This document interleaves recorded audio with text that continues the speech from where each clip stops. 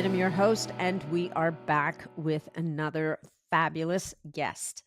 Now, if you've ever been told, just eat less and move more, and wanted to hurt the person on the other side saying that, you are going to love my guest today, Ashley Koff, RD. She's a registered dietitian, author, and longtime advocate for personalized, realistic nutrition that actually works in the real world. Ashley explains why so many of us are chasing weight loss while completely missing the deeper issues: digestion, hormones, inflammation, and our body's ability to actually use the food that we give it. We also unpack the GLP-1 hype, where these meds help, where they don't, and what absolutely must happen first if you want real lasting health.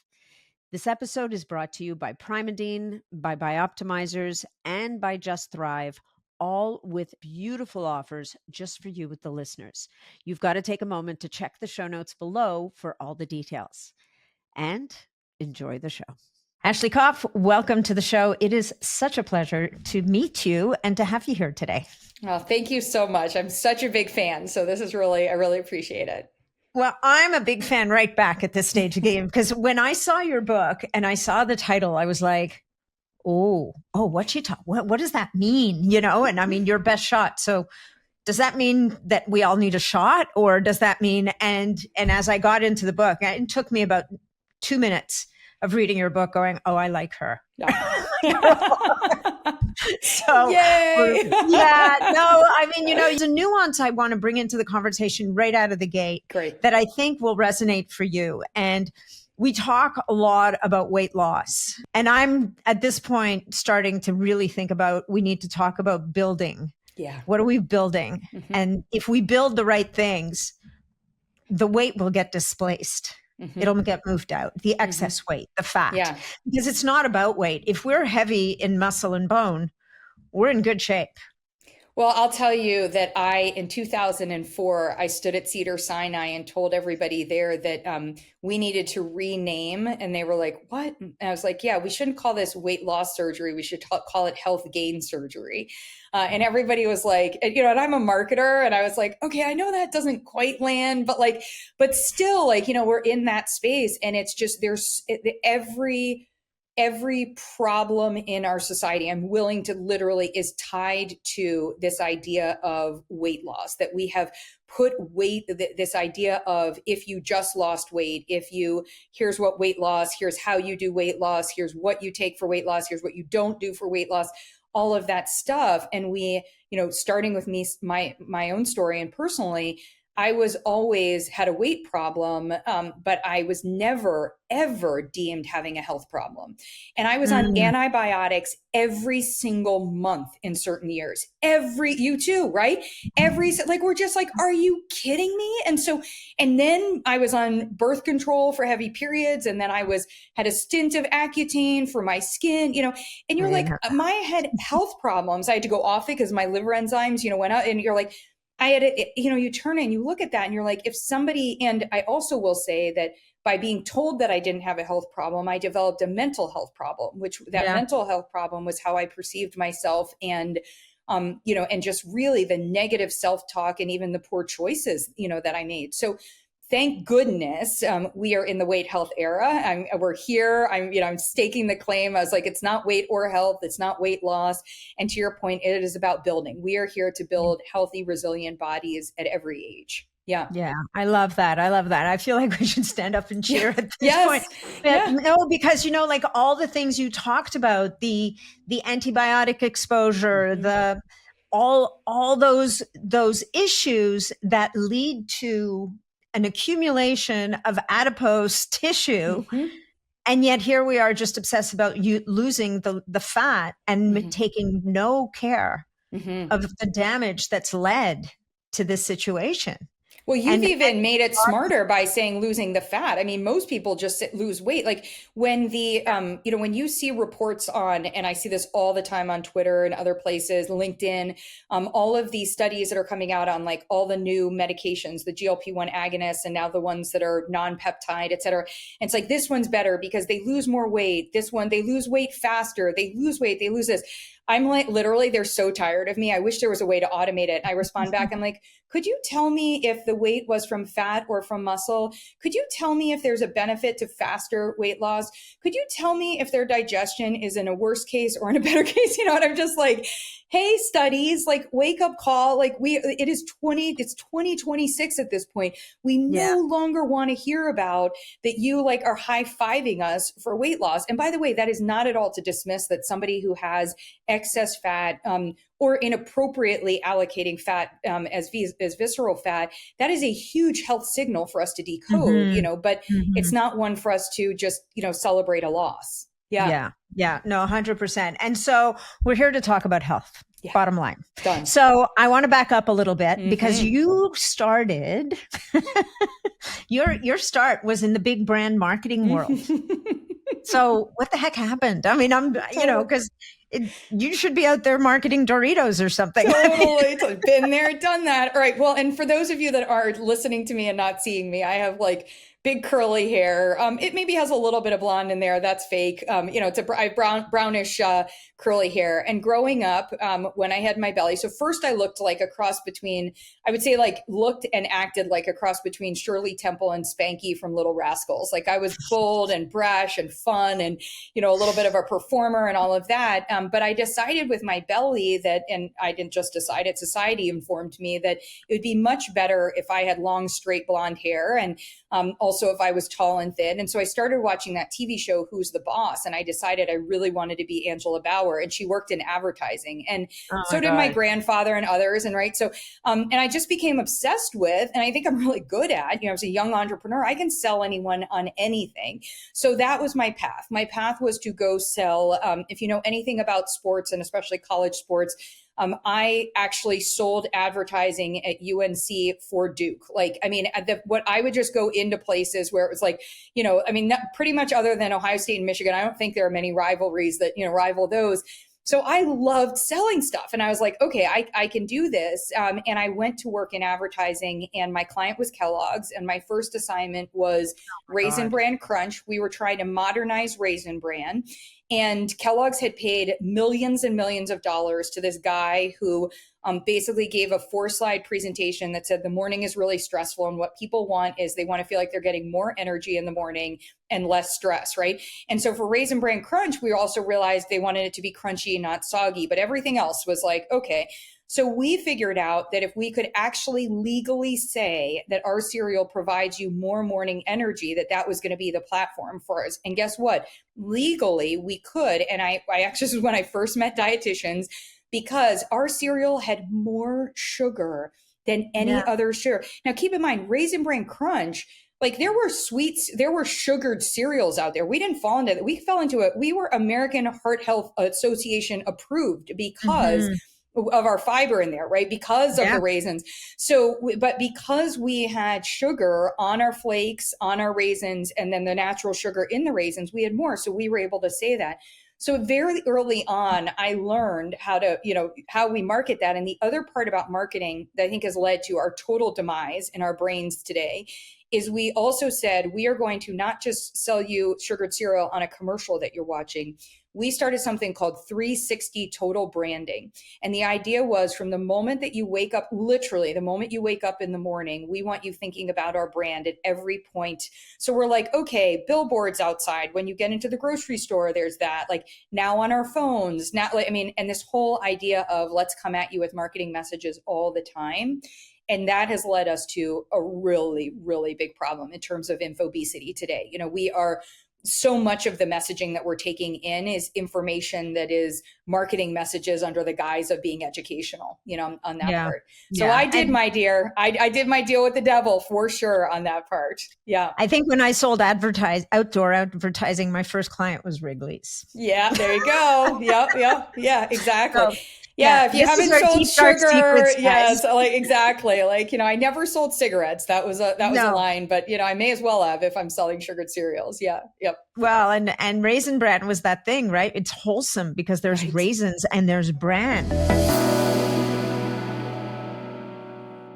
Hey, folks, I just wanted to throw a little message in here for those of you who are sending me all these incredible questions on social media or through YouTube or even on Spotify, wherever you're listening to the podcast. I wish I could get back to you, each one of you personally, but unfortunately, I can't. And because I cannot, I created about a couple of years ago now, I created a membership community where I get to hang out with people just like you. I do live weekly Q&As, almost weekly anyway. We also do have podcast guests come in to answer everybody's questions and do presentations. You get to interact live with those podcast guests. We will sometimes do challenges with some of the partners. Like in 2026, we have a mitochondrial enhancement challenge coming up where we're going to be testing mitochondrial function. We're going to be testing people's deuterium levels. If you haven't heard about deuterium, we've got podcasts coming down the pipes on that. And then people will be invited to follow a personalized protocol and then retest their mitochondria on the other side. We offer that in the membership community, and we do it at incredible discounts that you just can't find anywhere else.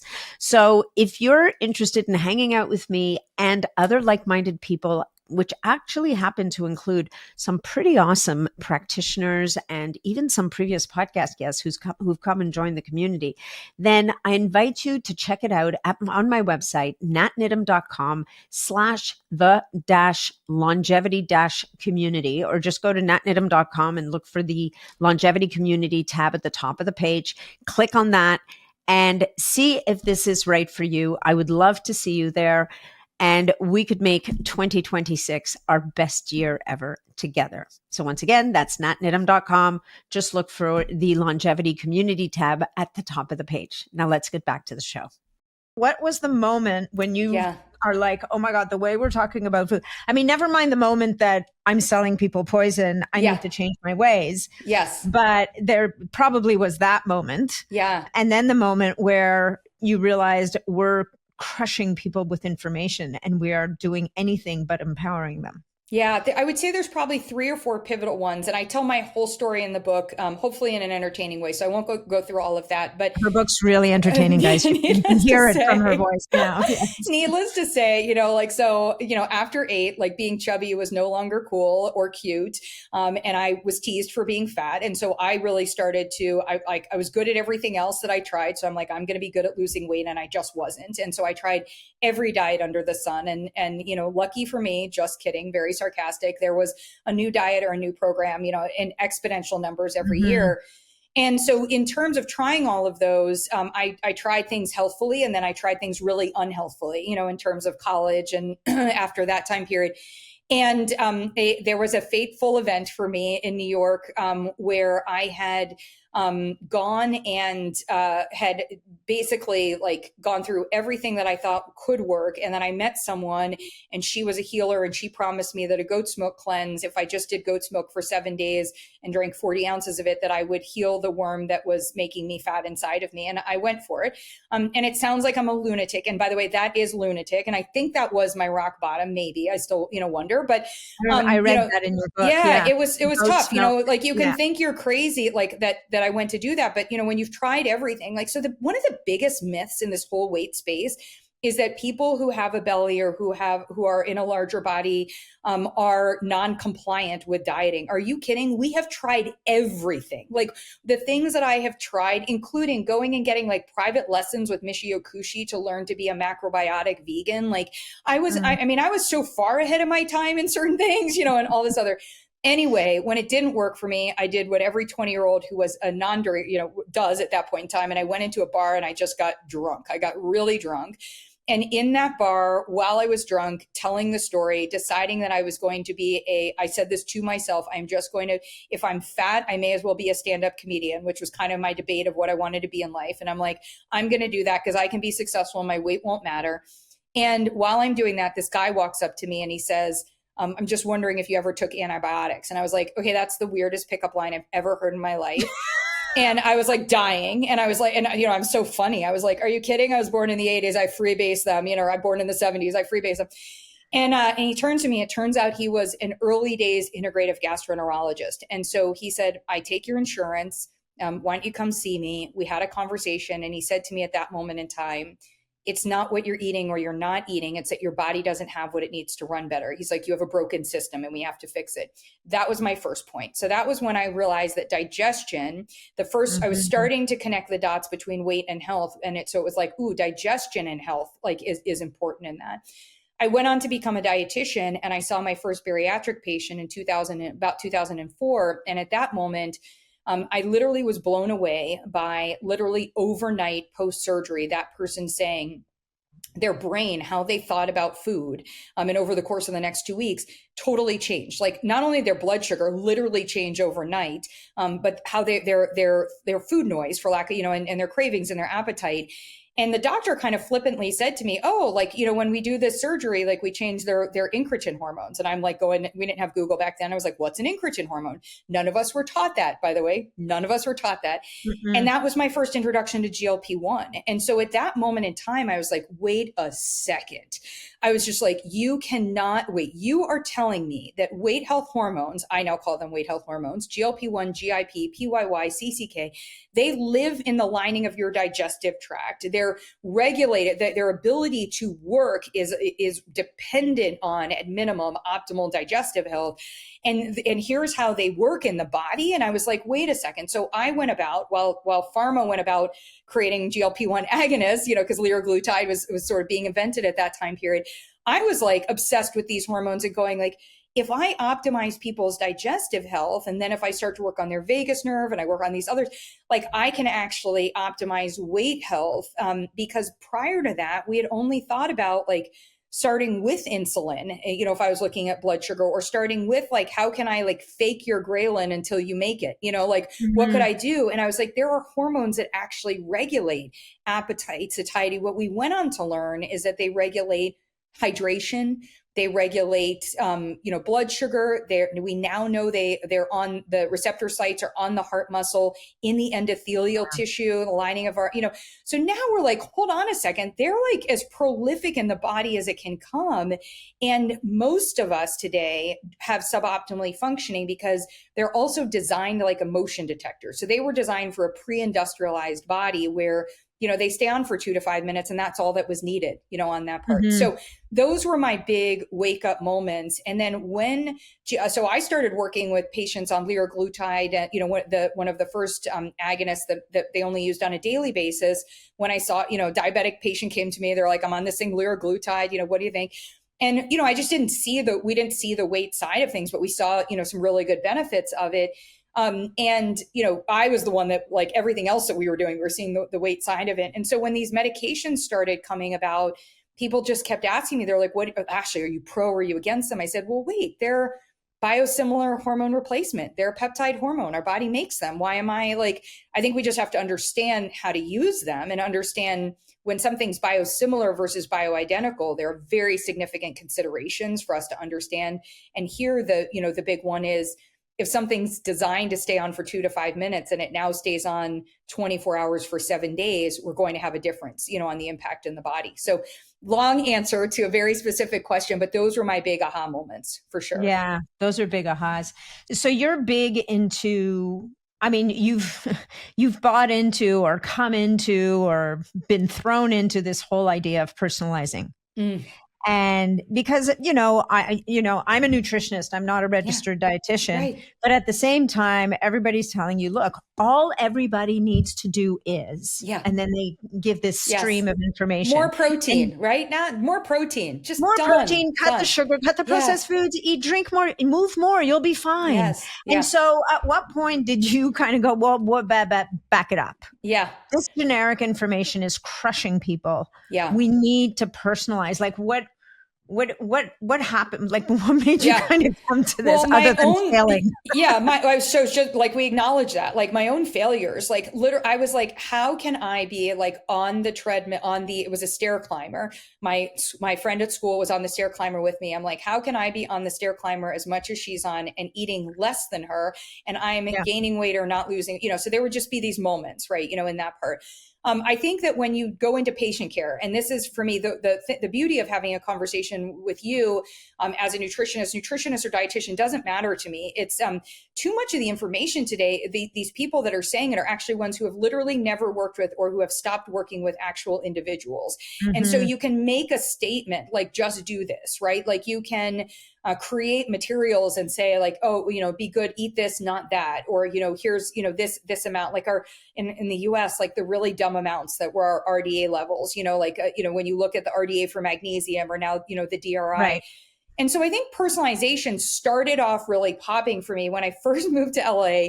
Someone said to me, they're like, hey, like everybody here has a thing. Like it was like, LA is like just everybody markets themselves. Like, what's your thing going to be? And one of my patients had said, like my thing is I don't eat any orange foods. And I was like, okay, this is weird. Let's have a conversation. But we dove into it. And I said, I don't really have it. I'm like, I guess my thing is personalization. And I was embarrassed. I was embarrassed to say that I was like, hey, what I really need to do is personalize. So I actually stopped marketing myself. I had so many doctors that were referring patients that I didn't need to be out there. And I was doing TV when no one else was doing TV. There was no such thing as an influencer. So it was like, easy. Like my practice was full. I had no issue. And then what I started to realize was my job in the media was to work against the impersonalized information. So anytime I would go on TV, and I was a regular on Dr. Oz show, I did a regular segment on Good Morning America, et cetera. And as I was doing these things, I would go on there and they would try to dumb it down into like, and they'd always say, Ashley, you're so complicated, or like, it can't be like, well, yes, and I was like, oh, it is yes, and, because for everything you're going to tell me, my book opens with a story of Mr. Pizza Pop, and Mr. Pizza Pop had failed at every diet. He was a failure. And I went on to prescribe for him a diet. He was eating a large pizza, basically starting in the, he was an early on intermittent faster, right? He was starting at about 4 or 5 o'clock and eating a large pizza. And I literally just took the pizza and said, let's have 3 slices every 3 hours within 2 hours of waking. And game changer, for him, where everything else had failed. And so in that regard, like people are like, wait, what? And I was like, so I'm not telling anyone to go start eating pizza, but oh, by the way, if you're going to eat a large pizza, it's going to work better for your body, if you do it this way. But then what's even better is to understand your body. And that's your point about personalization. Yeah. Well, the power of that first story in the book is the power of personalization, because what you did is you met your client, or in your case, your patient, where he was. Yes. Yeah. And you knew that Mr. Pizza Pop was not going to start eating 5 servings of vegetables and 2 servings of fruit and 3 servings of this and however many servings of protein a day.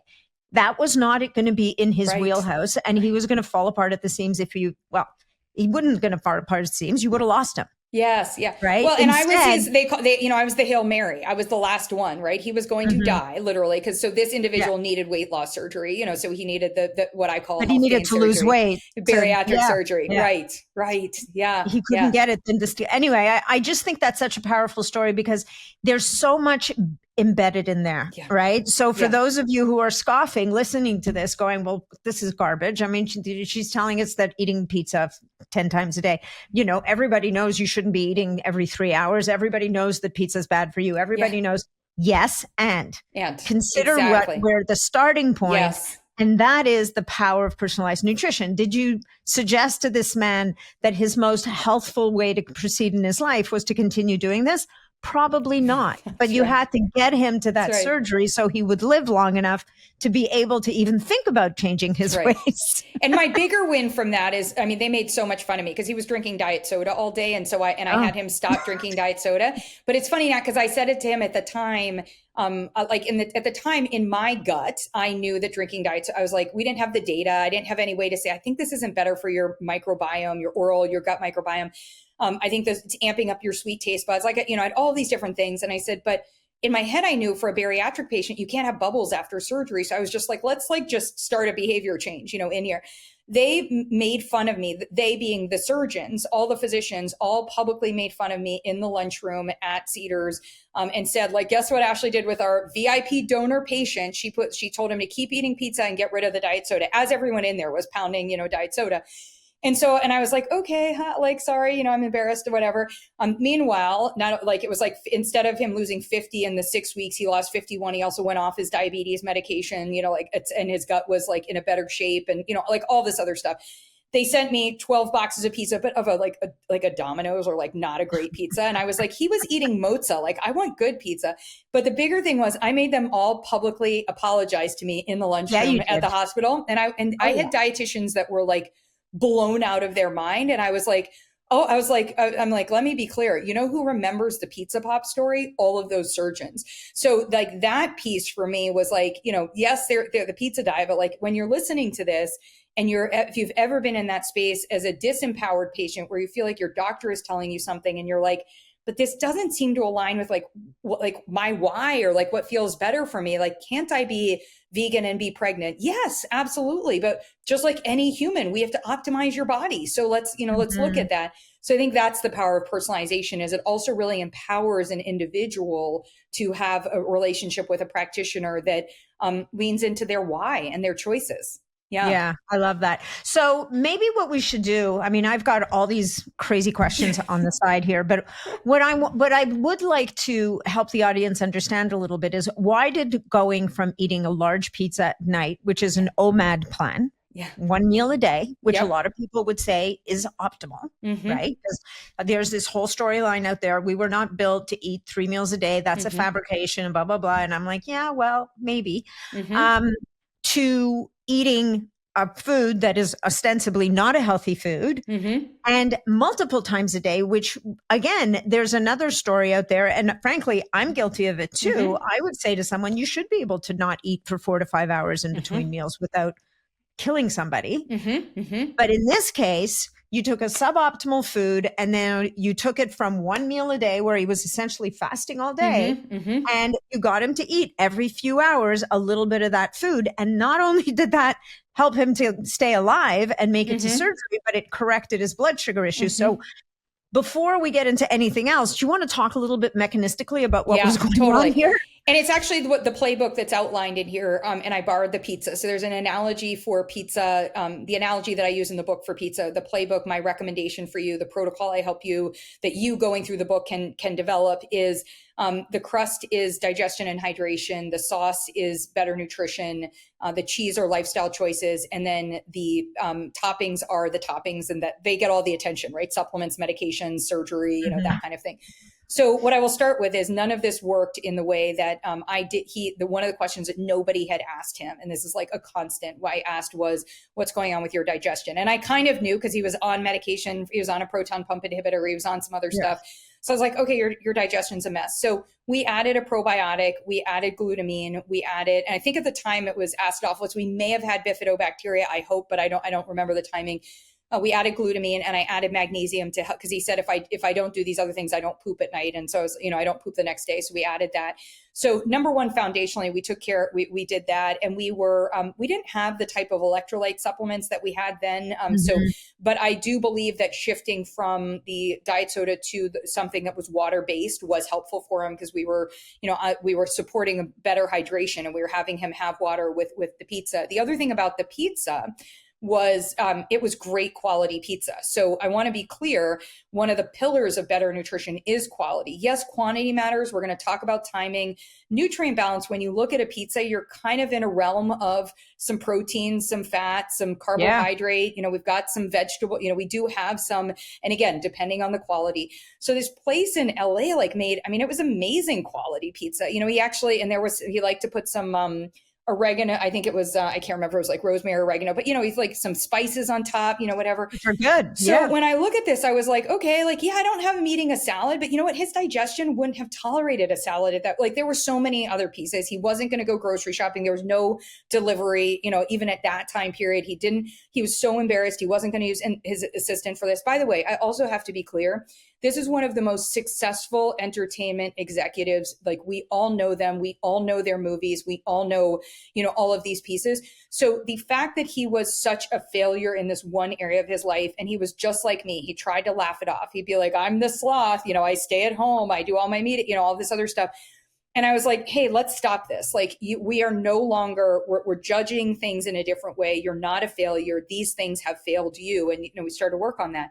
But to your point, digestion had to come first. So we worked on digestion and hydration.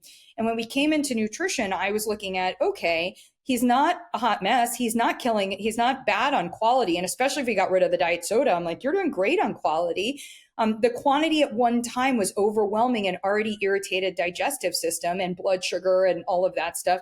So if we can have him have better quantities, and one of the terms that I just hate under in all places is portion control, because again, like willpower, it assumes that we have some random muscle in our body that we just don't have. Like portion control is not something like, that we're like that matters or we're designed with. What we should be thinking about is our body has a need for an amount at a time, and if we give it too much, like we put too much gas in the gas tank, it's wasteful and it's also dangerous. And that that was what was happening. Great analogy. So the quantity piece was key, and then we were nutrient balanced, and then the timing part of it was I needed him to actually have like some energy in the morning and give his body some fuel.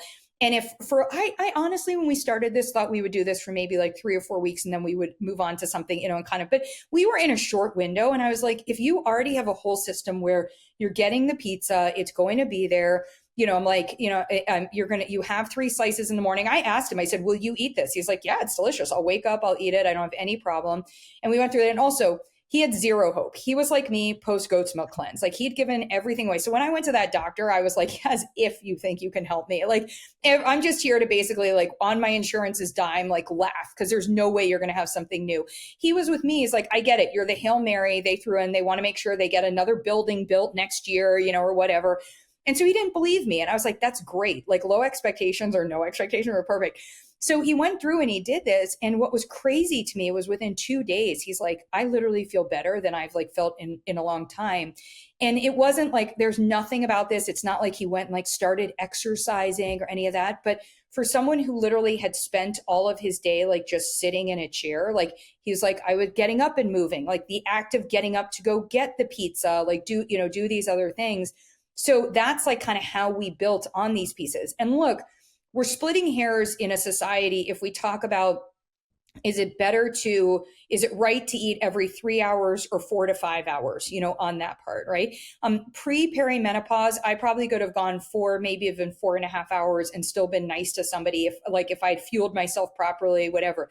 Perimenopause hit, and if I do not have something every 3 hours, and if I decide if I was to have coffee with nothing else in the morning, good luck to society. Like nobody wants to be around me, right? Like I'm just like, I'm scary to myself. I'm scary to others. So when we realize that part and we look at it, it doesn't matter to me if it's, I say 3-ish hours. I wear a sweater. It says better, not perfect. Like think about these as like just kind of the notion of pit stops is leaning into the body's physiology that says one core piece is our body is designed more like race cars than a street car. We are not the fill up our gas tank at any one time and then can just use it whenever we need it. Our body, if it gets excess, it's going to hopefully store it as fat. And if it doesn't, it's going to create problems, elsewhere in that. And the other part is when our body has too much to do at one time, that's problematic to the digestive system and other work doesn't get done and, all these other pieces. So when anybody tries to come at me for this like 3 hour, well, Ashley, like, meals and snacks, I don't even use those words anymore. I use pit stops, I'm just like, we need to pit stop and kind of do that. I think that's where when anyone who's listening, you want to think about if you've tried 1 or 2 things and you've said like, oh yeah, but I tried that, didn't work. I hope you haven't tried a goat's milk cleanse or a Mr. Pizza Pot plan. But, if you were like, well, I tried the every 3 hours and it didn't work for me. Okay. And I point this out in the book. You might have tried the every 3 hours, but you also didn't do that where you proceeded and focused on building your crust and your digestion was rocking, right? Like your digestion was optimal.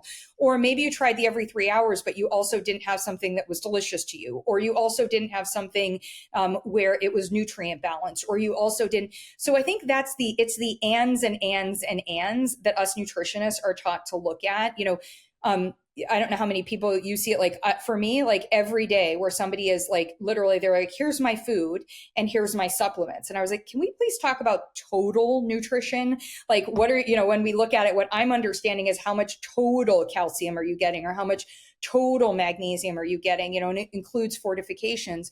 So I think all of this is where we've been wrong, where people have been getting these like very prescriptive. And again, it's coming from a doctor driven, a diagnosis and prescription society, as opposed to one that's, what we do in our zone of genius is coming in and looking at, let's put a whole recommendation together, a whole person recommendation, and look at that, as a system approach. Yeah. Yeah.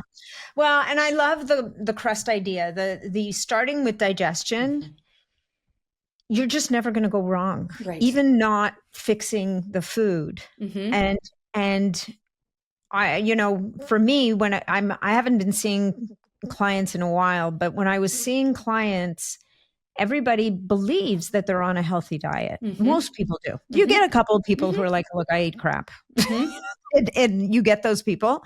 But the truth of the matter is that most people are trying really hard, and they're shocked when you have them keep a food diary. That would be my thing, is I would ask them, look, just for 5 days, I just need 5 days of you. And they would come back with their eyes wide open saying, holy crap. Either they had no idea they were eating so much, but in many cases, and you mentioned this earlier on, even with people that are very, very overweight, they're under eating dramatically. Yes. They're barely, yes. The system has shut down to save them, because this system is convinced we're in a famine. Their digestion's not working. So whatever they are eating isn't getting broken down, which means it can't be absorbed. It can't be assimilated. Like, you have all these things going on, and nobody knows. We think we know, we imagine, like we have an image in our heads of what we think we're doing. Yeah. But that often doesn't translate into reality. And I've found, like, giving people that clarity is the first step. If you can have a client go, oh, in a meeting. Yes. And if you can also turn around, and again, like I felt like this was my day job in the media, but to turn around and be like, we are high-fiving people and saying, like, yay, you ate kale, or you ate wild salmon, you're so healthy. You eat chia, you're so healthy. And the body is not high-fiving you. It literally isn't giving you a high five until it gets what it needs, which means it has to break it down. It has to have it be able to be absorbed. It has to have it be able to be delivered. It receives it. It's able to use it. And then it goes, ding, ding, ding. I'm going to grow your hair. I'm going to grow your nails, or whatever it is on that part. We now have the resources. Yeah. And so I think that, like, that's one of those things where, like, again, calling foods healthy, like, oh, this food is healthy, or it's like, yes, there are things that are, like, not healthy because they are not going to resource the body in any capacity, and they may actually irritate, overwhelm or disrupt its efforts. But when we look at that and we come in, it's like, better nutrition is only better when it actually gets where it's supposed to go and your body's able to use it. So anything that doesn't come in with a pizza crust on that part is going to be problematic, in that way. I think that I was right to glom onto and be so excited in those early years that, that I could help everyone, accomplish their weight health goals by starting with digestion. It was just then, how do we nuance that? And where it's led us to with, GLP-1 agonists is to also then come about and realize that if the 2 to 5 minutes that our own hormones are supposed to be activated, their job there is going to delay gastric emptying in that time period for about 2 to 5 minutes. Well, if I'm now delaying gastric emptying for a week, and, maybe in a declining amount, but for a solid week because I'm on something, then we shouldn't be sitting there and saying a side effect of these medications is constipation, or a side effect of these medications is reflux.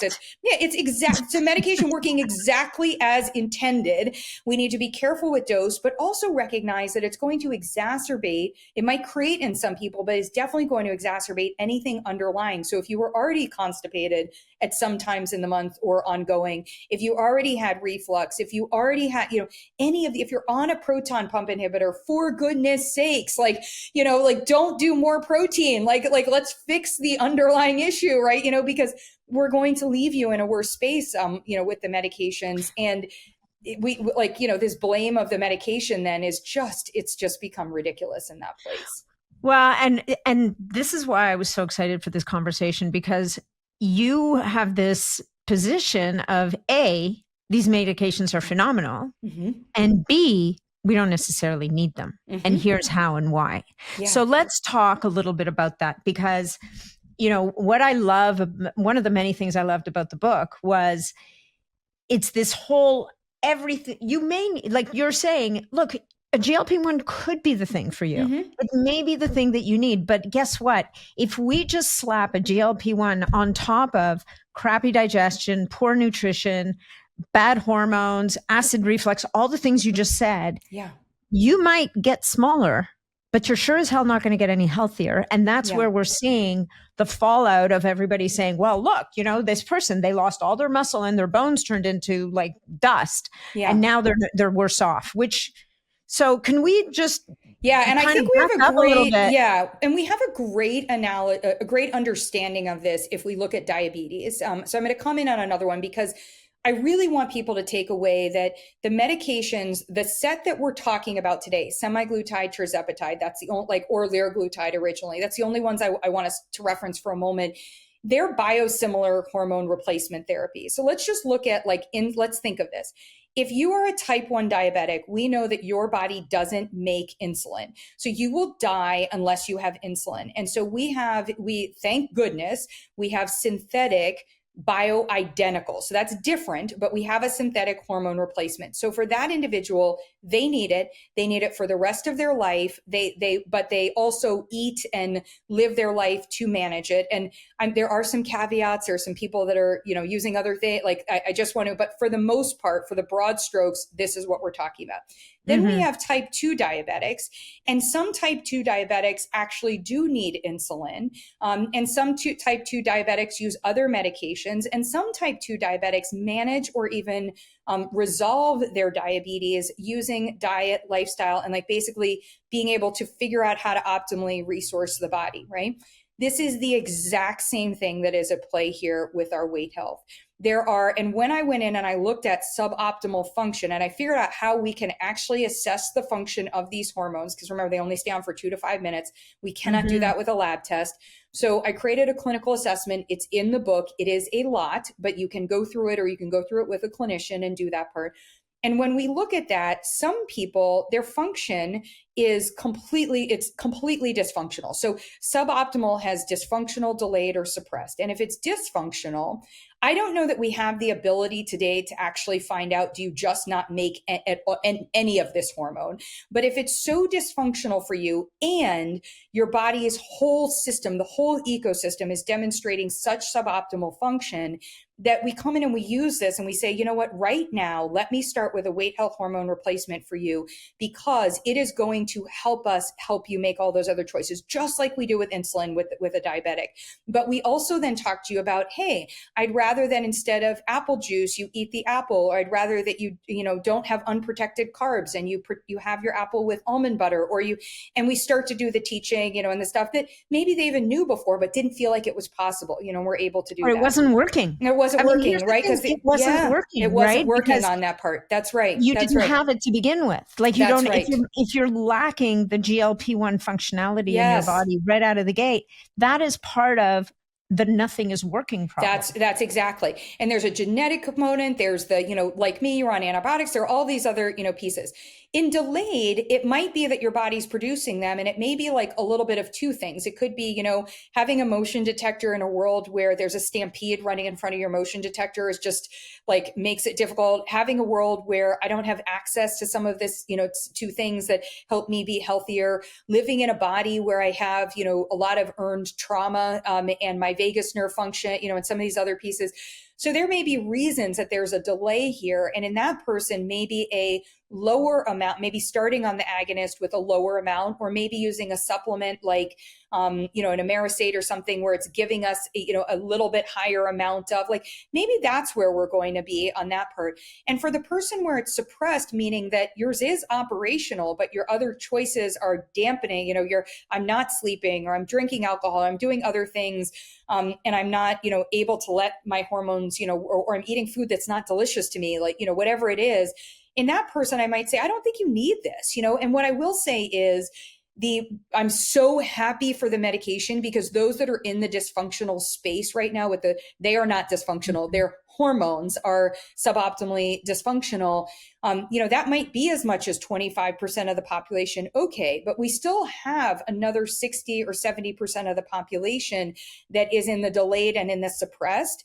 And if we have a conversation there that we only tee up a GLP-1 agonist as a solution, it's ridiculous in that part. It is, even in someone where it's dysfunctional, it is not the solution. It's the enabler for the personalized plan to work for them. And in somebody where it's suppressed or delayed, yes, you might experiment or you might benefit and you might use the agonist, but we absolutely have to do all the other optimizations, on that part to help you build that more robust system. Because if we don't do it, we're not going to see the outcomes be like, I was kind of like laughing the other day. I don't know if this is going to sound bad. I'm not laughing at all. I want to be clear. I'm not laughing at all about anyone's hopefulness that GLP-1s could slow the progression of Alzheimer. What I was laughing at was that the belief was, if we don't do anything else and we just put someone on an agonist, can we alone slow the progression of Alzheimer's? And in my, both of us are our brains are blowing up right now. And in that space, on the one hand, amazing things could be happening, because if we're optimizing blood sugar regulation, if we're reducing inflammation, if we're helping somebody's brain actually be less saturated with food noise and with all these other things, what goes across the blood-brain barrier may actually be less problematic. But here's the other piece. If we're shrinking body fat, we're releasing a heck of a lot of toxins. And if the body isn't eliminating those toxins and isn't able to, and we're slowing elimination, or we don't have optimized detoxification, that's not better. If we're not giving the body, to your point of building before, if we're not giving the body resolvins and glucoraphanin, or what it needs to make sulforaphane to upregulate, healthy blood-brain barrier and upregulate glutathione and all these other things, we're not promoting the body to repair itself from an Alzheimer's brain. So I think in that space where we are with these medications is, can we please throw away the messaging that they are in and of themselves a solution? Yeah. That's my soapbox. Didn't the study just declare that the GLP-1s were a failure for treating Alzheimer's? The study didn't, but the media, the headlines coming out of it, yes, which was insane. It's because insane. Actually, they contribute to a better environment. They showed an improvement. But is it going to reverse Alzheimer's all by itself? On what planet is Alzheimer's that simple? Yes, I know. And same with cancer. Same with cancer, where we're out there being like, we really hoped it was going to be the cure for cancer. And I was like, okay, I have a bridge to sell you. Come on, people, So, and again, I'm the one who did the goat's milk cleanse. I understand that I would have bought that bridge. I get it. Right. So we want to try those things, but I think that it's the fail. So one of the things, we don't have to dive any deeper than this, but one of the failures in this whole space is looking at how bad the science around what works and what doesn't for quote unquote weight loss. Anytime you make weight loss the destination, as so many of these drug trials are doing, of just being we get faster weight loss, we get more weight loss, we get, and you're just oh my gosh, stop. That's not again, I'm did you lose muscle? Did you lose fat? So let's talk about that. Yeah. There's so many different questions I want to ask you, but now that we're on the topic of muscle and bone, because you talk about muscle and bone, right? It's that bone thing that you really need. And it's all calcium, right? It's just 100% calcium. And the only thing we need to do is drink milk for bone. What about collagen? What about all the other things? Because if your bone is stiff and not bendy, guess what? Right. Yeah. You can do that with a drug, actually. Then you'll just break your spine while washing the dishes. We were telling people, okay, stop focusing on the loss. We need to focus on what it is that we're building. Right. So how do we help people to do that? And in a world where you said something earlier that was so great, where just eating more protein, you can get fat on protein. Now, you can't get fat on protein when you're on a GLP-1, because guess what? You can't eat enough protein when you're on a GLP-1 to get fat. And there's lots of other stuff going on. But how do we help people to really lean into and understand this kind of message I think it's starting to break through, of what do we eat? Like, what is the concept of a Perfect. nutrient dense diet while we are using these levers, right? Yes. While we Yeah. have, if it happens to pass to Hmm. be that you need the GLP, whether it's Hmm. at a small dose to help you along, or Right. it's at a functional dose to replace something your body just lost the ability Right. Right. to access, right? Yeah, yeah, yeah. And I do. I mean, I created the definition for better nutrition, giving your body today what it needs to run better while reducing what can irritate, overwhelm, and disrupt it. So it's twofold on that part. It's what you Mm-hmm. take in and it's what you don't take in. We have those four pillars, when we look at that. And it is a discussion, for someone on an agonist, it might be that we lean in a little bit more to supplements in some places where, hey, I need you to be able to get this in, and I don't know that you're going to be able to, get in. As an example, like, yeah, I might have somebody do liquid nutrition with green vegetables as opposed to eating, trying to eat the 4 portions of it because it might be harder, or I have some people that I lean into chlorophyll. I love chlorophyll. I also love it for the oral microbiome. Maybe there's a way there, or like, what is the role of spices to help you get a little bit more of some of the, in addition to making your food taste delicious, to get in a little Mm-hmm. bit more of those nutrients. So I think some of the other pieces is really leaning into the personalization. So the amount at any one time is going to be a really important part. So one of the things that I see when somebody doesn't have nutrition guidance or is maybe for some reason not following what those recommendations would be, is I see a lot of backloading. They're not eating all day, and then it's just like, oh, I'm finally hungry in the evening, because for the first time in their life, they're being told, like, pay attention to your hunger cues, like to your appetite. No, when you are on this medication, it is turning that off. Like, you should not be sitting there going like, I'm going to wait until I'm hungry. So I literally have people with that 3-hour alarm that's going Yeah. off Yeah. on that. And what I've noticed is the first 2 days typically tend to be an extreme degree of delay, regardless of dosage, but certainly as you go up on.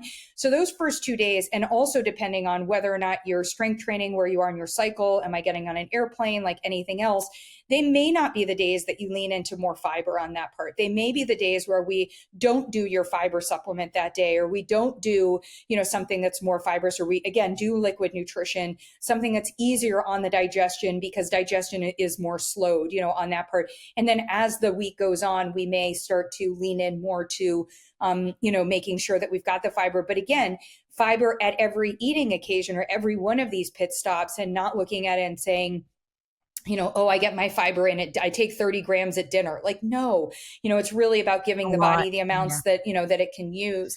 When it comes to the nutrients, I don't think we're at a place where it's affordable or accessible to test all of your nutrient levels. And I also don't think that blood levels actually give us all the information, right? To our conversation before about, your body, we're like, we need to know what's in the tissues. We need to know what's, in all of these different places. So one of the things that we want to look at is, and this is where I'm giving you all the tools for assessment. I will just say sometimes it can be difficult to do it on your own.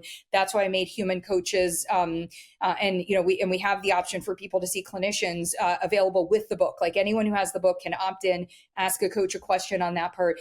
Sometimes the question mark is, hey, in my effort to to optimize my hydration, I'm adding electrolytes, but maybe my electrolytes are giving me more sodium, and I also am eating sodium. So, like, how do I adjust for that? So a lot of it right now, what we want to do is looking at adjusting it.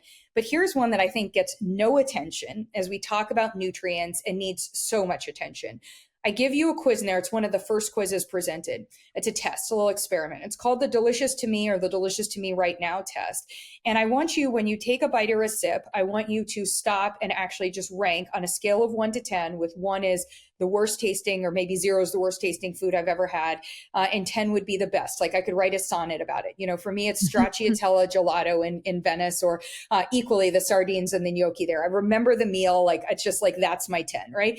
And so I want something to be a 7 or greater. And the reason for that is I'm trying to teach you to reconnect to satiety. We have receptor sites for GLP-1 on our tongue. We are meant to taste, and they're meant to satisfy all the different flavors, salty and sweet and bitter, and all of this. And so when something isn't delicious, we tend to either eat more, or be unsatisfied. And when we're unsatisfied, we tend to go and look for something else on that part. So some of the behaviors that I'm helping people to lean into with GLP-1s is to actually look for deliciousness. Now, you can't look for deliciousness and throw out the other pillars of better nutrition. Someone said to me the other day, I love your deliciousness test. I forgot how much I love Reese's cups. And I was like, okay, we're going to have a chat. And I said, you know what? I'm actually I was like, totally. Yeah. And I was like, you know what? I'm so glad. But you know what? I had her do the test and I proved myself. And I said, so are you having one or two? And she goes, oh, I'm having two. She's like, because literally, I don't know if I ate anything else yesterday. And I said, okay. I was like, so you think you're pulling one over on me? Like, I'm going to play it back. All right. I was like, what I'd like you to do next time is do the test right when you bite into it, and do that on the scale of 1 to 10. I was like, and then after you've maybe gotten through your first one and you're biting into your second one, do it again. And she goes, son of a gun. She's like, it was like a 4 or 5, like, I don't even remember. And I was like, yeah, you're kind of done at that point. Same thing with French fries, same thing with a pint of ice cream. Now, remember, the problem is those foods in their fat and sugar combination or in their salt, fat, and sugar combination are designed to override your body's ability to feel satisfied. I know, I did it. I did the marketing. Like, I'm clear. Been there, done that. I know. Yeah, been there, done that. So I was like, so it doesn't mean that you are going to be able to stop. I just want you to know that it is no longer pinnacle deliciousness, on that part. And so what I said in that space is I was like, so what you're doing is you're using a medication right now to stop you from eating.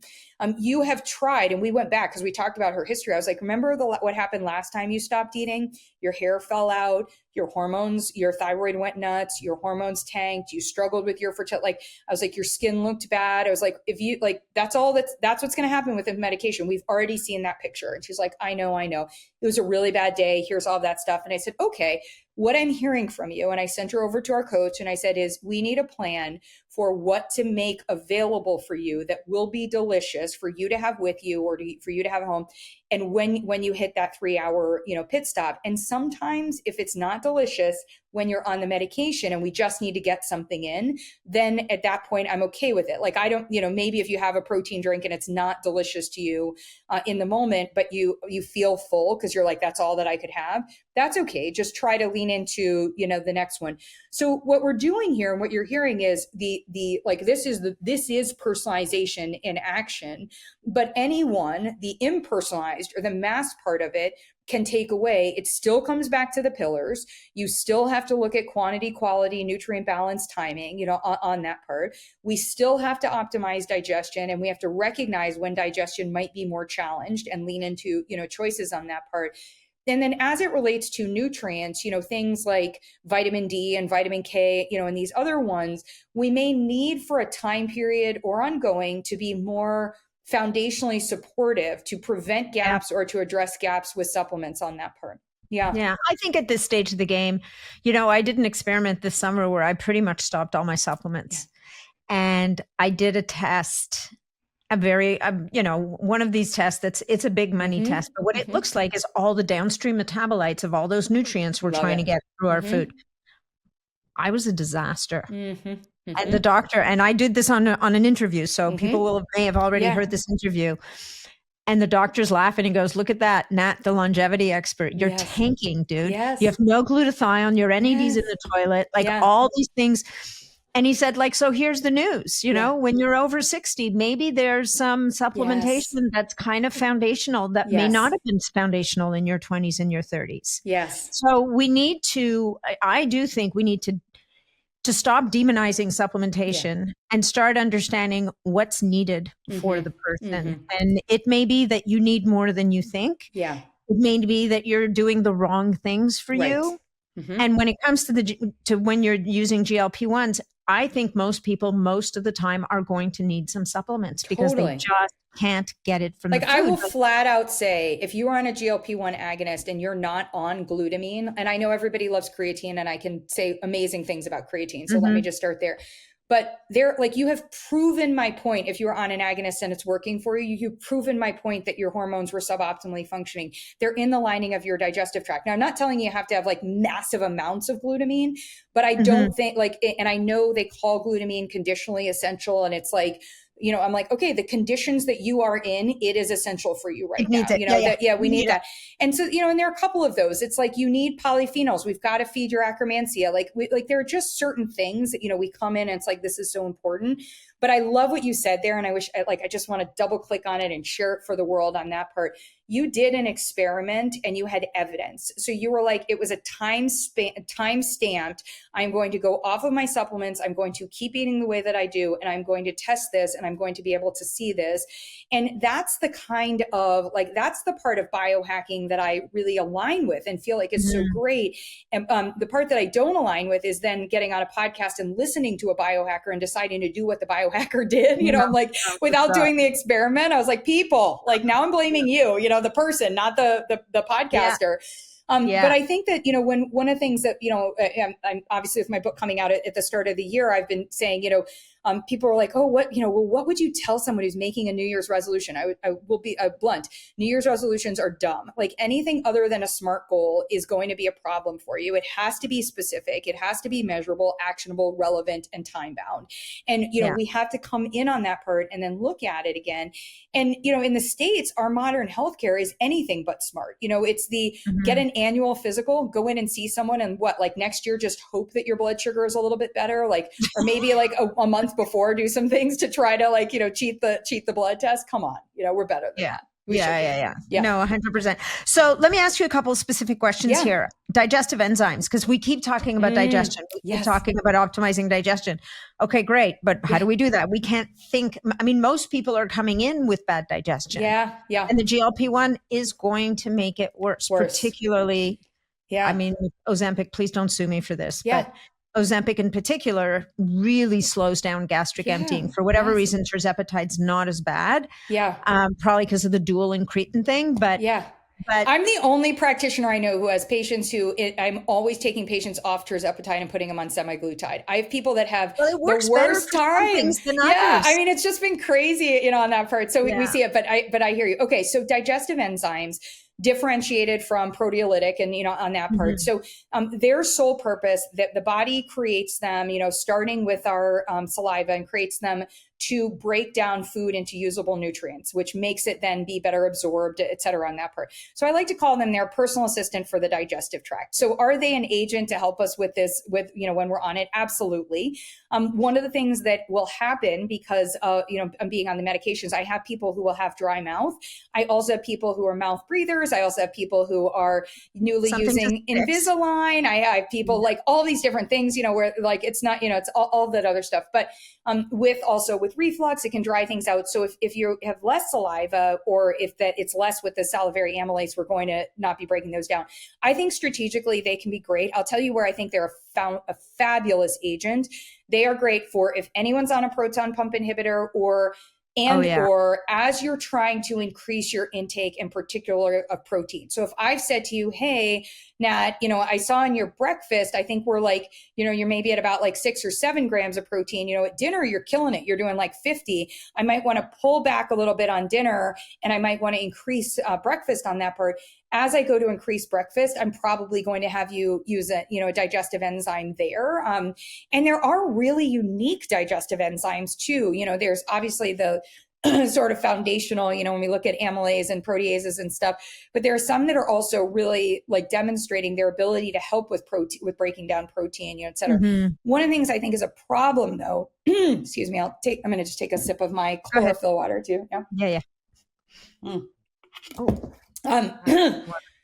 we look at that, one of the things that is important for us to look at is because they become popular, we see them in things like protein powders and in beverages and stuff, and they're in tiny microscopic amounts and they're not better quality. It's not going to do anything so for you. That's not going to do anything for you. And the old just eat pineapple or have some kind of get it from food, I helpful, yes, I love that that's in the foods, but I also don't think that's going to be strategic.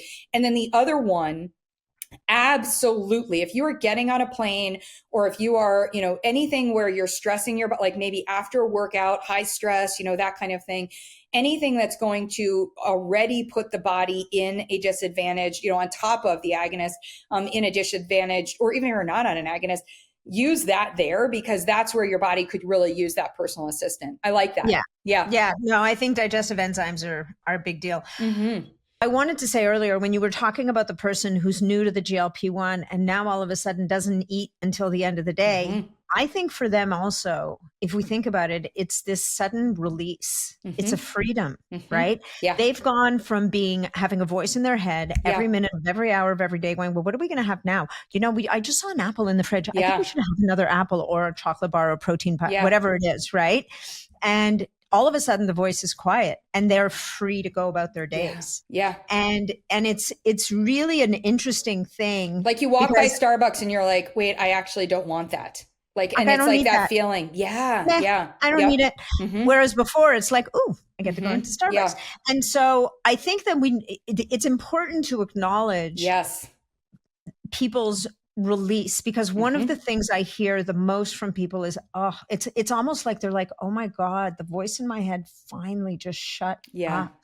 I had a Like I woman finally have calling me. peace. Yeah, I had a woman call me and she said, I was just at a concert for someone, like, we were all young. I think it was a Katie Lang or something. And she was like, and I just cried the whole time. And I was like, that makes sense. I'm like, she's like, no, I'm crying about my daughter. And she's like, I want to help her. Her daughter was like 17, 18, because I just realized that until I went on this medication, I have spent 30 years of my life not being present at the dinner table, not being present when she's asking me questions, not being present at work, not being present even sex with my partner, because I was thinking about my body. I was thinking about and it all came back to me thinking about eating. Like it was, it's the side of peace.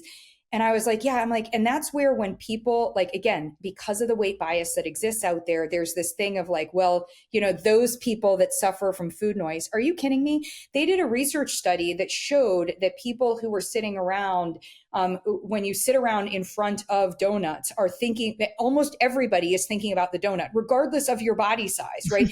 That like, within that space. And so when you get distracted, and that's what we've done in our modern society with Instagram and with Starbucks everywhere, and all and I love all of them. Like it's fine, but it's all in front of us. And so the relief that people are feeling, I also believe it's part of the outcomes. It's part of my brain is like, I am actually having for the first time in my life some empty space, and that empty space actually, that ability to breathe and not be thinking about this, is actually a positive for my vagus nerve and my digestion on that part. So I love that you brought that up. I think it's so important to lean into. So let's go back to the premise of the book, which is that not everybody needs a GLP-1.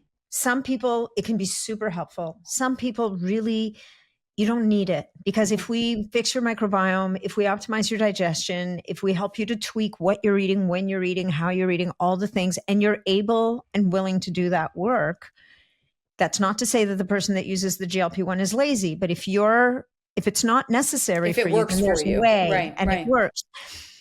How do you help people to understand? Because it's not about you deciding. How do you help people? How do you help people to understand which camp they're in, if they're in the dysfunctional system? So here's the beautiful part about that. So 3 things to consider. The first is that with weight health, we now understand with weight health as the goal, which is a goal, like longevity, weight health is a goal in that space. We never get to fix your microbiome. Your microbiome is constantly changing, overturning, and dealing with everything that's coming at it. So optimization, it's why I love the word optimization, is it infers ongoing activity, right? We have to always, be thinking about this. So what I always say straight up to anyone listening is, I don't have a crystal ball.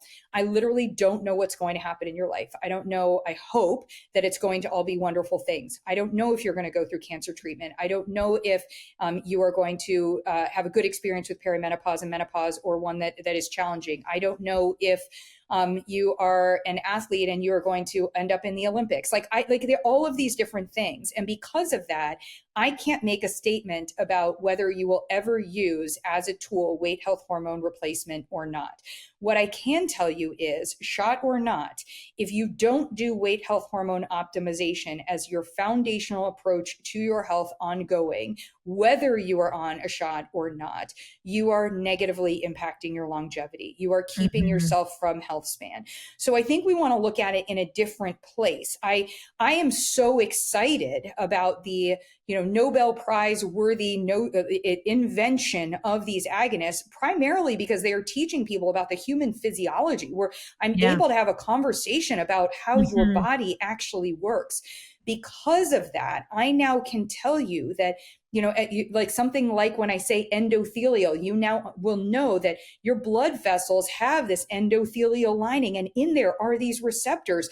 And I want to be able to share with you that it's not just about taking a statin to optimize your cardiovascular health. And in fact, that doesn't work that way.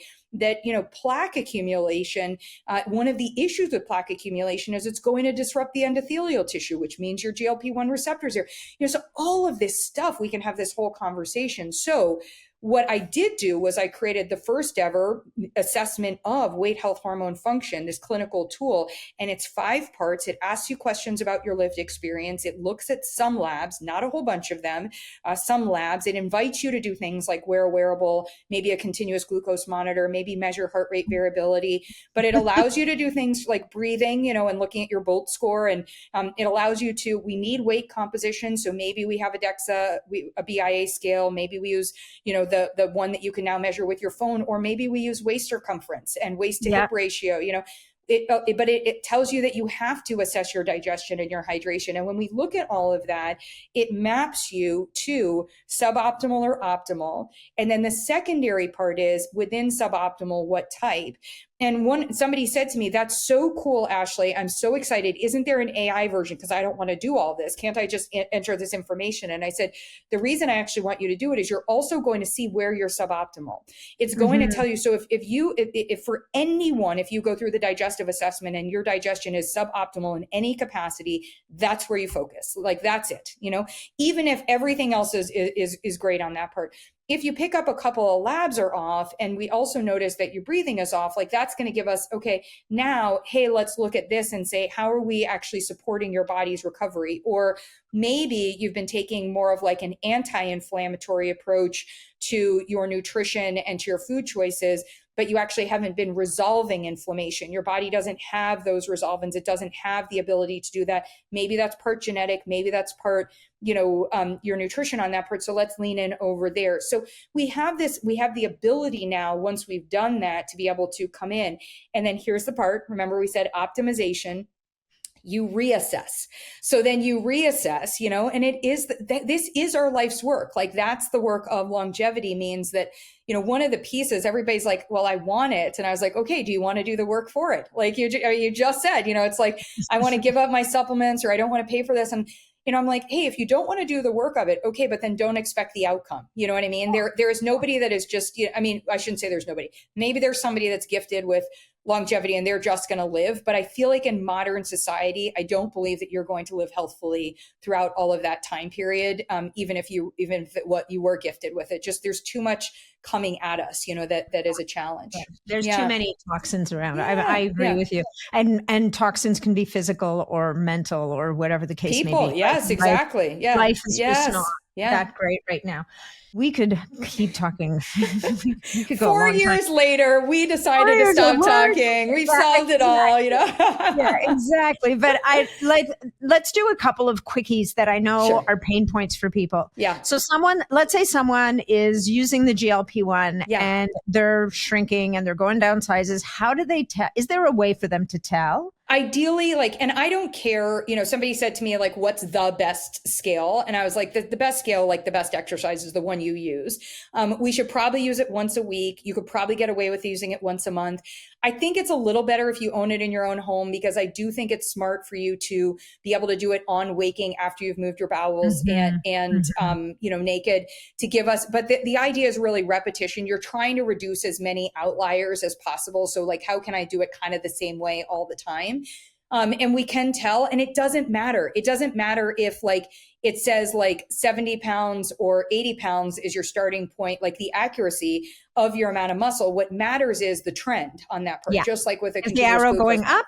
Or is the Right. arrow going down? Right. Yeah. Exactly. Yeah. And if we don't have access to that, can we use waist to hip and waist to hip circumference and waist rate? We can, but it's not going to tell me about inside on that part. So what I do in that space is, and I run this program at a local YMCA, and people have varying access and different, but I have them carry things. And so if you are noticing that you can carry more, they're stronger. If you're noticing that things feel heavier, then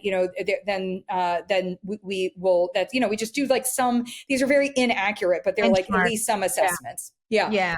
Well, there's for people who have a little bit of means, there's a scale that came on the market, I think a year or two ago, called the Hume scale. Yeah. I don't work with them. I'm not an affiliate, nothing, but I would say that they've really upped the game, because for the price point, which is pretty reasonable. And I use the at-home InBody. So like I personally, like, it's funny you say that, like, there's the body pod too, and like, because I hate their metrics. Like for some reason with the Hume one, I like get it, and I was like, I found like whatever the way of my patients tracking it and screenshotting it, I haven't loved it. But I've seen like 17, like the Withings, like I've seen all these different scales, and I'm like, okay, so any of them, to your point, like they're just better. Yeah. They're better. Yeah. And the ones that you hold out and like that you actually like lift up and hold something out. Yeah. Same. I think there are a bunch of those now. That's going to do a little better, because especially for women versus men, what's going on in our upper body is going to be disproportionate. Like we want to have it included, but men and women, it's important. Yeah. But I just think like that world, that space has come along. It's just like the wearable space. It's really come along. So and your DEXA scan should be like, is a good one to include, especially for bone health. And I know there's also new scans for bone health where they've said, the REM scan. Yes. And that's what I was going to just say. So I think that's also really interesting, on that part. And then for people who are getting full body MRIs, we can also go in and we can see really like, greater detail things like your visceral fat. But I also don't want you doing these things like you don't have to do them like you're not going to do an MRI too often. There's hopefully once a year, that part, or even less frequent, on that part. Another big pain point for people, and I just actually had a call with a physician this week about this. Like, she was super worried, like, how am I going to titrate people off of these things? Like, what do I do on the other side? And I'd love you to speak to that a little bit, because I think there's a world where some people may always use a small dose or for a long, for the foreseeable future. And then other people, we can help them ease off. And if they need to come back in a year, that's okay. Like for a little touch up. But Totally. Yeah. And I think that's like, I love that piece. I think the one, there are very few things I can be firm about. The one that I can be firm about is if you go on this and you don't do anything else, you cannot come off of it. Like that, if you are replacing it at an exponential amount, I mean, it's like, instead of having a teaspoon of sugar, if you have 5 packets of Splenda, like you're at this exponential amount of, the intensity of it, and it's overriding your own. So in the time while you're on it, you're also, and I think this is important for physicians and practitioners to understand, the longer somebody is on it, the less their own hormones have had to work because of those particular ones. So we need a whole restarting plan. So that restarting, there's 2 ways to approach it. You can extend the duration of time that's between somebody. So you could say, instead of doing it weekly, I'm going to keep it at the same dose and I'm going to do it every 2 weeks. And then I might move to every 3 weeks, or I might move to every 4 weeks. And that's where also your nutrition, or adding in something like an Amerisate or others, or, changing your fiber or whatever, as you start to notice maybe like a creeping in of whether it's food noise or a creeping in of some of the other stuff, like you want to work in that space, but that can be very helpful. The other one is you can go to a lower dose and do the lower dose on a weekly basis and kind of. Now, the one that I think is really important in there for the physician, I'm so glad, it just makes me so happy when it's like a physician and a nutritionist are having a conversation. It's like the start of a non-joke. It's like the way society our medical system should be designed to work. So you were having a conversation about this and you're like, okay, great. What are we going to monitor? So number one, I always start with a patient. I go, okay, here's what has been working for your body right now, right? Like, so for the next 90 days, let's see if you're able to keep doing that. So that food journal that you mentioned, or maybe it's a continuous glucose monitor, maybe it's an Oura ring, maybe it's like just a calendar that, goes through and is like, I strength trained on these times, or I did, whatever it is on that part. We want to see, are you able to do that? And if you're doing all of that, but then we retest let's use your Hume scale, and we notice, you gained 3 pounds of fat and you lost 1 pound of muscle, or you gained, you didn't gain any muscle and you lost, whatever it is on that part. If we see that, then that's the place where we should be like, okay, so either we went down too low of a dose, or either you for some reason in the last month or the last 2 weeks or whatever, you weren't able to keep doing this thing, and we need you to keep doing that. So we need to go back and we need to refine the plan. And this is where I have no love for anyone who says or blames the medication and says, yeah, but when my patients go off of it, they regain all of their weight and then some. Or anyone who stupidly does looks at data. Like I'm calling it stupid, which I know is not a nice word. The 5-year-old's telling me right now. So if somebody lost 60, I heard somebody lost 120 pounds and the doctor came back, blamed them and blamed the medication and said, not only did my patient gain that 120 pounds back, but they gained more fat than muscle. And I said, you know what? I'm blaming you. You scripted the medication. Now, if somebody ghosts you and goes away, and forewarned, or whatever. So, my friends, the other part of this is, when you're budgeting out your access, because the other thing that we're talking about is not necessarily somebody might get to where they are weight healthy and make the decision that we want to start weaning. What we have today is they may get to a place where it's not available or it's not affordable.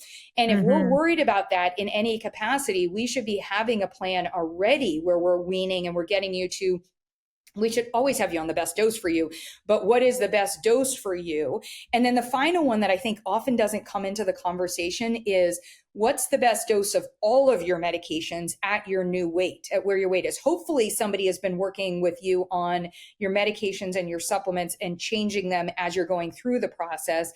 But if they haven't, if you started off at 350 and you're now 180, and hopefully a 180 with a good amount of muscle, your statin should have been changed. Your SSRI should have been changed. Your blood pressure medication, like all of these different things. And so that adjustment should also be part of the weaning and the titration conversation. But it really, the key takeaway here is doing this without a collaborator to support you in the monitoring of it is so important. We get cut out of the cost anytime somebody's trying to figure out, like, the number of conversations that I have with the online virtual providers of these, or the locations that are selling them. And, they're like, well, we have the doctor session, but you know what? We can't build in, we can't afford you in that part. And I was like, you know what? We shouldn't afford you. I think in that space. You can't not afford. That's right. I think that's the key piece. Yeah. Yeah. Well, and the other thing that you said that I think is so important is regular monitoring. You said once a week might be okay. I think less than once a week is a disaster, because you have someone come in back in a month and they've lost 2 or 3 pounds of muscle. Yeah. It's not going to take a month to get it back. So here's the conversation. What is accessible and what's affordable? What can they do in terms of their own monitoring? One of the reasons we, in my, the Better Nutrition Program, everything is open, unlimited messaging with coaching and available throughout that month, because we want you tracking. We have that come back in and we do that. But the person that loses, if I know something is coming up and you have said to me, I am going to have to be sedentary this month, or I am going to have to significantly change what has gone on, you should not lose 2 to 3 pounds of muscle, if you're in a maintenance mode in any capacity. You're not going to build, but we shouldn't be seeing muscle loss, right? So by that point in time, and it kind of depends, I think I agree with you. I think maybe one of the pieces is also sometimes in the beginning, we might not track as much, as frequently, or I have some people where they have such a bad relationship with the scale that getting on there. And I'm like, literally, I have them put a tape over it. They do not look at it. It goes into their app and they send the app information. We're in the app and they send it in there. So I think that's a really valid point, which is, we want to look at that. But no longer than a month. And most of the time, 1 or 2 weeks is going to be, is really where we should be at. I agree with you. Yeah, that's a good take. Okay, let's get into a couple of quick fire questions so that we can let people go. Although Yeah. I think I'm going to have to move into one of those 2 to 3 hour format There you go. podcasts for Yes. people I like you. love it. I love it to dive in. Yeah. So tell us about a time you changed your mind about a product category after seeing new data or patient outcomes. Oh my gosh, this is a really big one. God, my ego. Oh, wow. Did I have Everybody's. an ego? So when I did my residency at County Hospital, I saw a bariatric patient, and this was a teenager, a late stage teenager, and very complicated family situation, et cetera, but died, had bariatric surgery and died, Oh and gosh. didn't die during the surgery, but ultimately died. So I, at that point, like put a stake in the ground, and I was like, bariatric surgery is the worst thing on the entire planet. What everybody really just needs is Ashley. Like, just like, I can help anyone. Like, oh boy, I wish this guy would have come to me. I could have helped him lose 100 pounds. I could have helped 200 pounds. I could have helped his Hmm. mom do. I could have done like, and I was like, I can do it all, and I can do it all for everyone in any capacity. And then I had this like lucky weird situation where the woman who was the bariatric dietitian was going on maternity leave, and somebody reached out, and for some silly reason they chose me, and they were like, oh, will you come in and be the dietitian? And I thought they had brought me into the minimally invasive surgery center. So I was like, yeah. And I'm like, surgery is my jam, like before surgery, after surgery. And they're like, okay, great. I'd accepted the deal. And they're like, you're going to be covering the bariatric. And I was like, what? And I'm like, oh my gosh. And I was like, and literally, I still at that point thought that, well, they'll come in thinking they're going to have bariatric surgery. They'll meet me. I'm going I'll to fix start them. working with them. I'm going to Yeah, fix it'll be them. fine. I'm going to fix I'm going to put them. these guys out of I'm going to business. fix every one of them. Oh my gosh. But what I will say is, I went to battle. I battled with the inpatient team because they were they felt in hospital people could have juice, and I was like, yeah, but you're then like after surgery, you're sending them. I mean, like all these just like ridiculous things. And I was able to optimize our bariatric protocols, based on my experience. But bariatric surgery done in a proper ecosystem, in a better way with the right person. Gosh, it is an incredible tool. Okay, off script now. Yeah. Don't you think that the GLP-1s have really changed the game though Total with game bariatric changer. surgery? Because I think that there's a whole lot less Yes. bariatric surgery going on. Doesn't mean it's not necessarily, I mean, Yeah. I don't know, maybe there's Yeah. still a use case for Total it. game changer. And boy, like talk about an uncomfortable room to be in at the obesity medicine conference, like, which I'm just gonna leave there that we have an obesity medicine. Okay. We need to change things because obesity in this Mhm. country, at least at this time, by definition, is still really just about your BMI, right? Like your weight on Right. that part. Okay. But between the bariatric surgeons and the ones scripting GLP-1 agonists, there were some really fun conversations and very awkward moments and a lot of like the stumbling. Here's what I would say. I think that bariatrics is going to, like, just like when anything else comes in, is going to have to up its game because the rate of failure, and the failure being attributed to the people just still not being able to be compliant with bariatrics was very high. There is still a very high rate of failure with people who are on agonists because they go off of it after a year, not having had change, whatever. So what I would personally say is both of them are going to be a wake up call to each other. And let's just note that like nothing has changed for my 20-year-old ego. They all need me. They all need to just come in on the weight health hormone, side of it and just turn around and say, this is the answer. So there you go. Yeah. Yeah. Yeah. I joke, but not. Yeah. What about women's hormones during perimenopause and menopause? How important is that? Oh my gosh. I mean, just to women and men, but like, I mean, come on, our Yeah. hormones. So I think what to me is the win and ties this together is your sex. I hate calling them sex hormones because they're sex, they're neuroendocrine, they're all of this. But when your sex hormones decide to leave us, and as they decide to leave, and also they like to peaks and valley it, like a Well, first high they low take you blood on a sugar. crazy Yeah, ride, exactly, and then they drop exactly. you off Yeah, a they're like cliff. an EKG machine, and then they flatline you.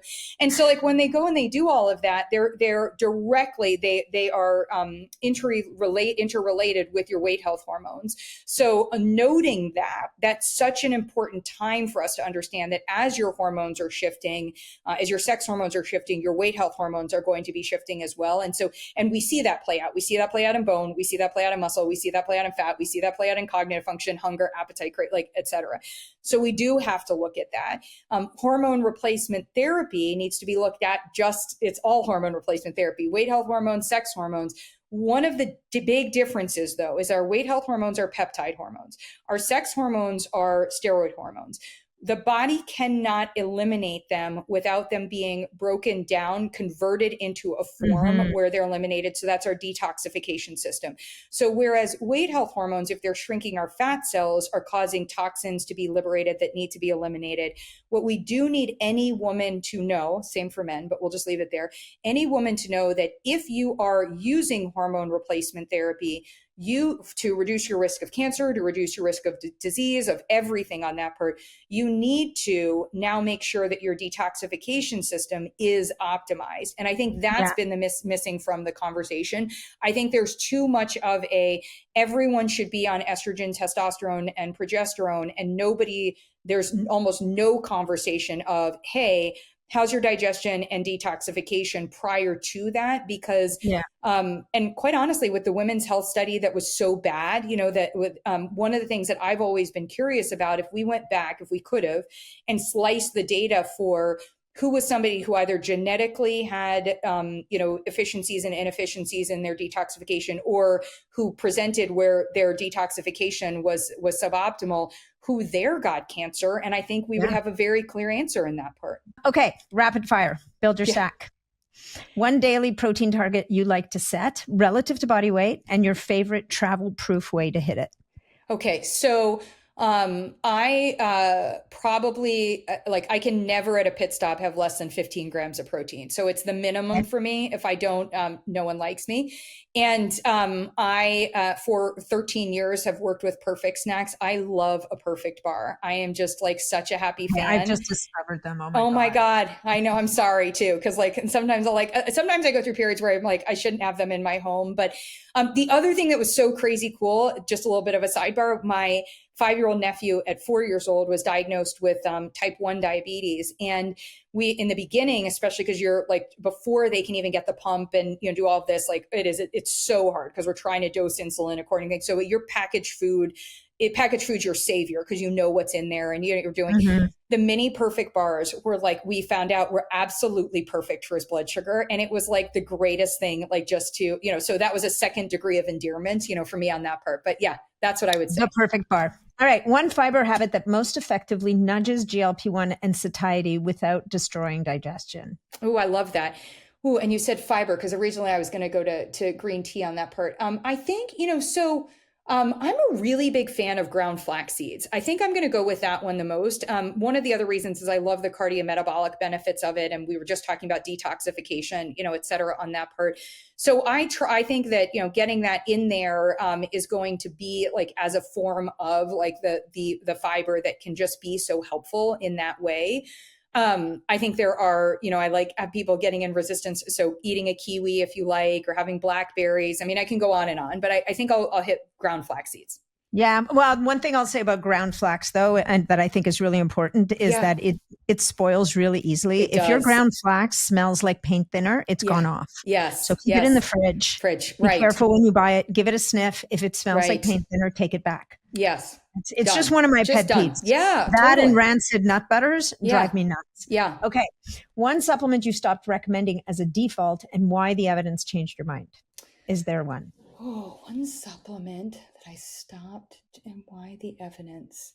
Okay. So I can honestly say there is nothing that I would have stopped based on the evidence. So that's because the evidence isn't personalized enough for me. So it would need to be, not just based on research coming out. I think one that many of us should do a much better job with is fish oil.